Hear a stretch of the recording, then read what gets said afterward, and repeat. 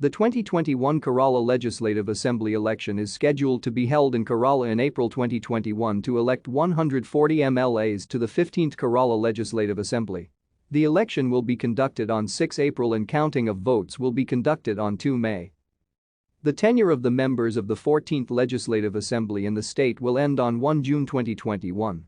In the previous elections in 2016, the Left Democratic Front had won the election, bagging around two-thirds of the total seats in the assembly, defeating the incumbent United Democratic Front, led by the Indian National Congress, which could only win 47 seats in the election. The BJP won one seat, and the remaining seat was won by an independent, who later formed the party Kerala Janapaksham. The OZA faction, which had developed within Kerala Congress, was suspended from UDF for internal groupism in 2020 and later joined LDF. Another major change that occurred after 2016 was the entry of Loktantrik Janata Dal and Indian National League into LDF. On February 2021, Mani C. Thank you for watching. Like and subscribe if you would like to view more of our videos. Have a nice day.